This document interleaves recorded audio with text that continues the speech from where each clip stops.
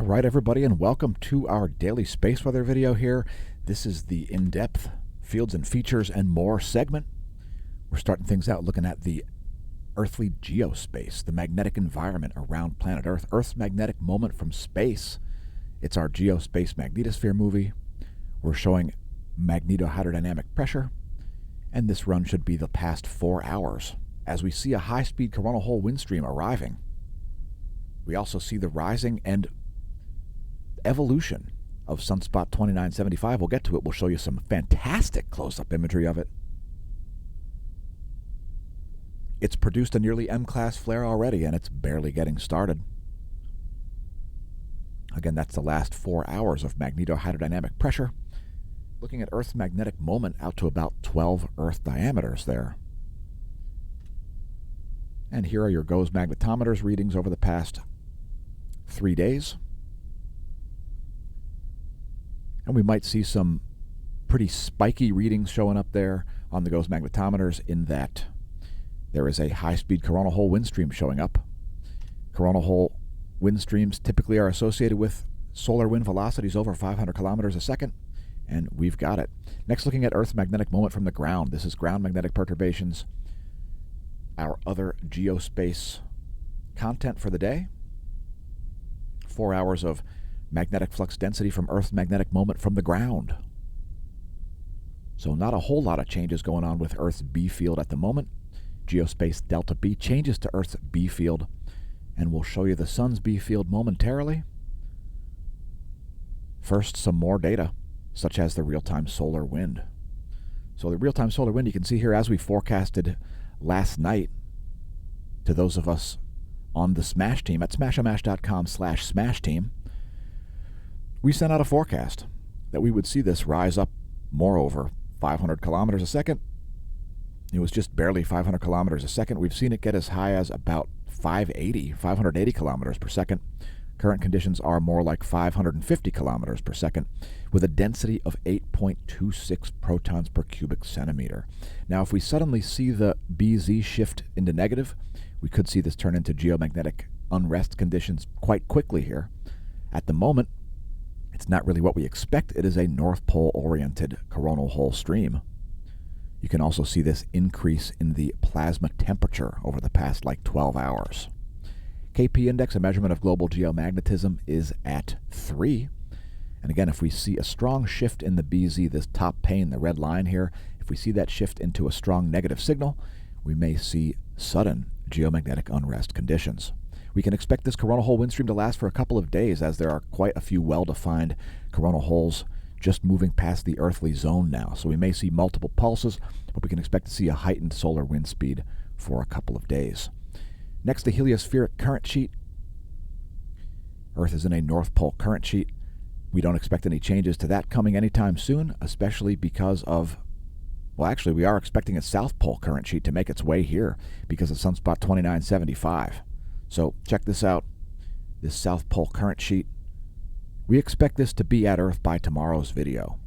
So that's going to suddenly swing unless Sunspot 2974 suddenly increases in size and or complexity. We're expecting a South Pole current sheet showing up rather promptly. So here's a line of sight view. The heliospheric current sheet. You can see the North Pole polarity there of the plasma in green, South Pole polarity in red. That's part of the National Sunspot Observatory data. Next, the sun's B field shown here in these blue lines. You can see all of these coronal holes here. The ones facing Earth at the moment are North Pole oriented. We can see some trans-equatorial South Pole coronal holes rotating in as well. Over here on the east side, those look like they may be rather well defined also, and we've been calling for a major increase in coronal holes as we see solar cycle 25 progressing, snapping into action, and exceeding a lot of most people's expectations of solar activity. So that's a good thing, folks. We're stoked about it. Here's a great view of coronal holes in 193 action from the SDO, the Solar Dynamics Observatory. Very well-defined series of coronal holes there. And for anybody out there who's frightened of shapes, I know this video is on YouTube. There is a triangular shape to this, so that may frighten people and cause people to think that CERN is creating coronal holes, sunspots, coronal mass ejections, and all kinds of other things that CERN doesn't have the capability to do. Next, looking at solar flares and sunspots, the flare probability quite high here. So you can see the likelihood of an M flare making it all the way up to over 50% there. Likelihood of an X flare making it up to 7%. Don't be surprised to see some significant flaring from sunspot 2975. And let's get into a little bit more in-depth views of that. So here's the full disk view, 1700 angstroms, part of the extreme UV spectrum. And we're going to zoom in, and we're going to zoom way in. We're even going to show some close-up, low-speed, slowed-down imagery of the nearly M-class flare that happened. We'll get into flaring in a minute. So there's the very large, one of the largest sunspot groups of the solar cycle 25. It may be the largest. It's got 4 quite large umbrae there, which show up in this wavelength as dark regions. So here's sunspot 2974. I think it's beta class, so it's capable of producing some flares as well. We did see some brightening of sunspot 2974.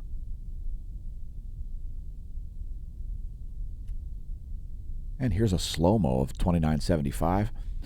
It has been growing over the past 24 hours.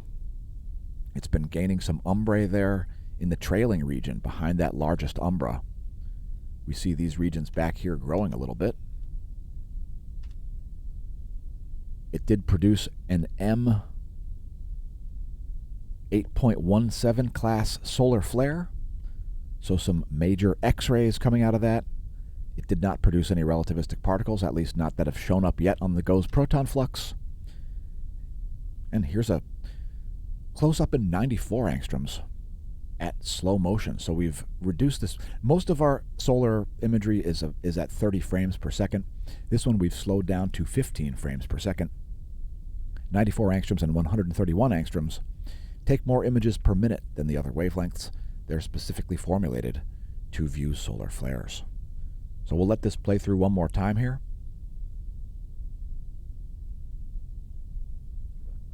Just fantastic imagery there of sunspot 2975.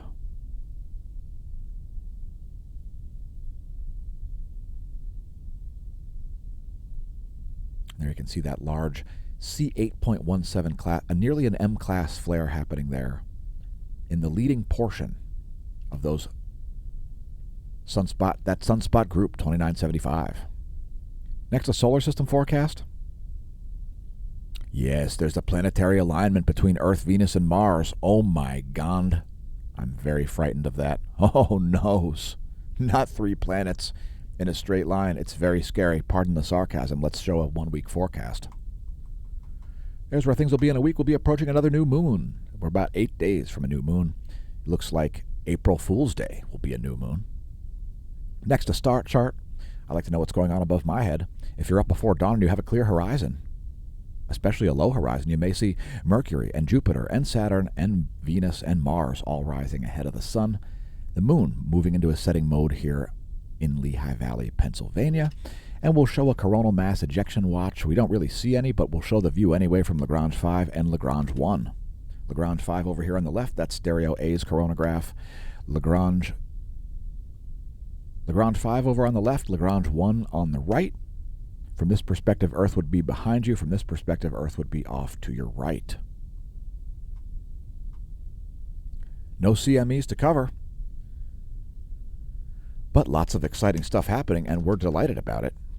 We're delighted that you, the viewer, tuned in. Congratulations on realizing the channel exists. Don't forget to press the notification bell, share, like, visit the links, support the channel, become a member of the Smash team. Perhaps, if you prefer to see the content continue to exist and remain free for all to view. Thanks for tuning in. May that solar wind be at your back, and I've been your host, Dan, a.k.a. Smash-O-Mash, signing off from the Smash News Network, least busted name in news.